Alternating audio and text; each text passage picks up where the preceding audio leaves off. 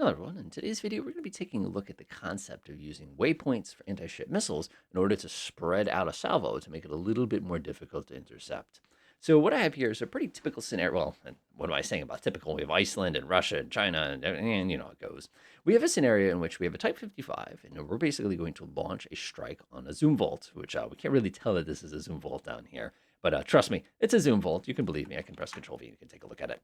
Now, some of you are saying this is not really a hard target to engage here. As a matter of fact, if you click on it and you scroll down, you can see that its missile defense is 20, which is not great. That is not what I consider to be the optimum platform for shooting down incoming weapons. But I chose it intentionally just to cut the number of missiles and waypoints I had to create down. If I wanted to go against some of the Aegis cruisers where they have like a 96, like a 112 missile defense, we'd be here for a while as I built all the waypoints. So anyway, what are we going to do? So what we're going to try to do is we're going to try to strike this target with the minimum number of missiles possible. So what I'm going to do is I'm going to start out, press Control V. We're just going to mark that guy's hostile. I'm going to grab my handy dandy little Type 55 here. I'm going to press Shift F1, come down here, and we're going to allocate exactly 20 missiles. Boop. And I'll go ahead and unpause. And we're going to see the initial problem that everybody faces when they try to launch missile attacks like this. And that's that you get what I like to call the conga line. So if you take a look at our weapons here, they're all coming off the rails. They actually go up and then they go down like this. You can't really see that clearly. Maybe I can show you so you can actually see why it seems to hesitate a little bit when it first comes up. Because remember, these are vertical launch weapons. They're not like regular ones. Let's go zoom out a little bit.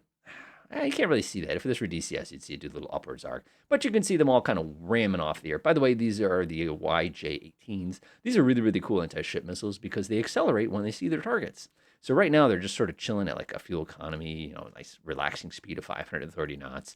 And what they'll do is they'll actually step up to many knots once they get a little bit closer to the actual target itself. I know that's correctly.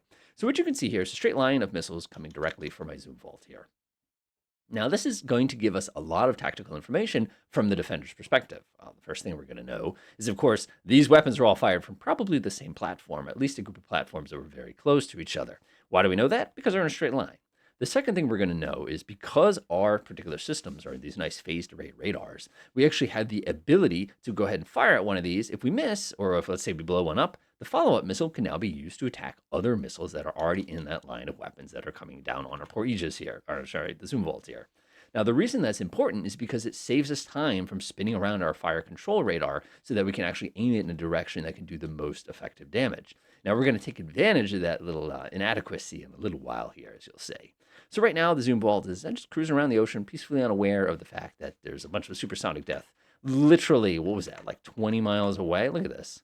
Yeah, 21 miles away. So like not too far away. Now, one of the things you'll see here is he's just, oh, there they go. We slow down.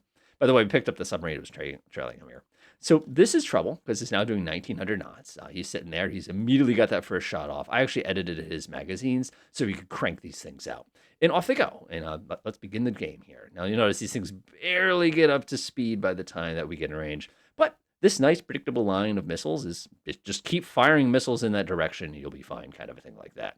So, one got through. Yeah, that's the end of the zoom vault there. Man, that thing was expensive. He's still firing. By the way, you can see his fire control radars.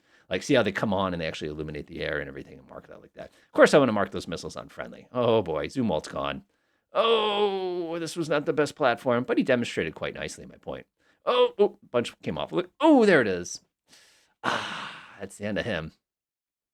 Tough days, tough days. So let's go ahead and reload our scenario here. And let's fix our tactical mistakes here so that we can make it a little bit more dangerous. So I'm going to go ahead and unpause again. Our handy dandy bear, which absolutely fantastic platform for this. Literally like my go-to for anything that requires maritime surveillance. Yeah, there's P8s and there's all that other fun stuff too. But I don't know, in my mind, this is the archetypical maritime patrol aircraft. Perfect. So now we're going to change our strategy a little bit here. So I'm going to press Shift F1. I'm going to go ahead and click on my target. I'm going to come down to my club. You're going to notice, by the way, that we still have a little bit of time before we can fire this because my fire control guy just can't move that fast on the controls. So I'm not worried about that. So what I'm going to do is I'm going to go ahead and grab this. I'm going to go ahead and double click this to create on myself two of these. And what I'm going to do is I'm going to plot a course. Now, when you plot courses, you always work away from the platform. What we're going to try to do is design our attack so that it basically creates an effect where it looks like a spread of missiles is coming at our target at one time. So I'm actually going to tap escape a few times here because I actually want to be able to measure that distance. Let's see, Control D, we said about 20 nautical miles. I like that.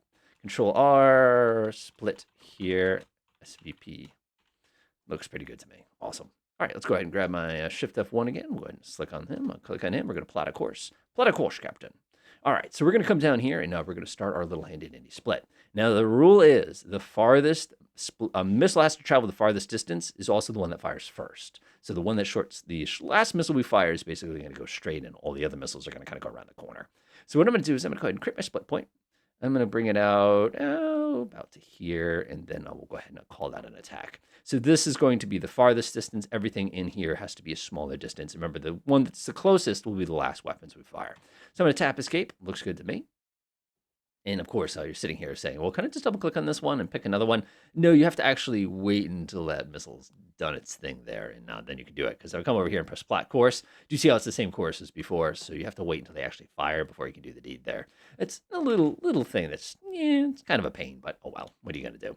All right, so 1, 2, and then we should have a couple more coming off the rail. There's 3. Fantastic. All right, so my first ones are on the way. So now what I'm going to do is I'm going to press Shift F1, click on him again, and we're just going to go ahead and add 2 more to the fun here. I'll go ahead and plot them, clear the course, and of course we need to plot a new one. Now remember, this is going to be the one that splits on the other side. So what I'm going to do is do the exact same thing I did here. See that kind of a thing like that? That looks pretty good. Tap escape, and we're firing 2 more. So when this number says the number 5, we can go get the next 2 missiles. Perfect.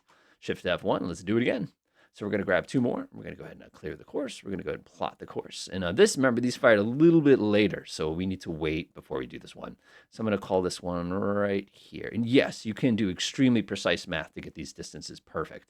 I'm not going to do that. I find that a little outside of what we should do today. This is just demonstrating a quick way to kind of handle the concept. All right, that's 7. Let's go ahead and get 2 more. 1, 2. Let's go ahead and grab these 2. We'll clear the course. We'll plot the course. And again, we'll use the little split point technique here. And looks actually pretty good. Actually, if we want to be really cruel, we can do something like this, which just confuses the heck out of them. Tap escape. Pretty good. 8, 9. Shift F1. And we'll fire 2 more for victory here. 1, 2. And I'll clear the course one more time, and we'll do a swiggity swag here. So we're going to come to the split point. We're going to feint this way. We're going to feint this way, and then we're going to go straight in. Again, to create that little burn up a little bit of that time. Looks good to me. And that should be 11 total, I think, if I did my math correctly here. Ding! Ha-ha! So what we've done here is we've actually made our single conga line split into multiple little pieces. So when it arrives at the target, as you could observe, it'll actually be hitting them from multiple directions. Now, one of the things I've done in the past is actually had missiles go like this and come around like this and get them on both sides at the same time. But that's a little outside of the context of what we're trying to demonstrate today. Fun strategy, by the way. All right, let's go back to our zoom vault here. So he's chilling. He's doing his thing. He's just kind of enjoying the ocean. It's a nice day. And you can see the enemy conga line here. Obviously, if we had an AWACS plane or something keeping an eye on this, we would know the shenanigan I'm about to pull as soon as we saw it. So it's kind of like all clustered and bumping into each other. Interesting problem with DCS, by the way, if you haven't tried that. Now, this is where it gets interesting. Now, ideally, and I did not do this correctly, I'm telling you now, these missiles should start splitting outside of the horizon here. So he should not be able to see the little action of the horizon. You should see a bunch of missiles just coming at him like this. That's not going to happen just because I made them split way too close. But you'll see some of the problems that it creates his targeting situation. So now, of course, he comes in here. He's looking out at the scopes. He's got his radars activated. Everything's looking pretty good here. He's just going to start catching some of those. Oh, they're coming from multiple directions. We must be being attacked from all these different places at one time. Remember, these are the missiles that we saw earlier. These are the ones that are actually but you'll notice instead of that nice straight line that he was attacking earlier, he's now got himself this all sorts of nasty mess as this guy comes in for his final attack.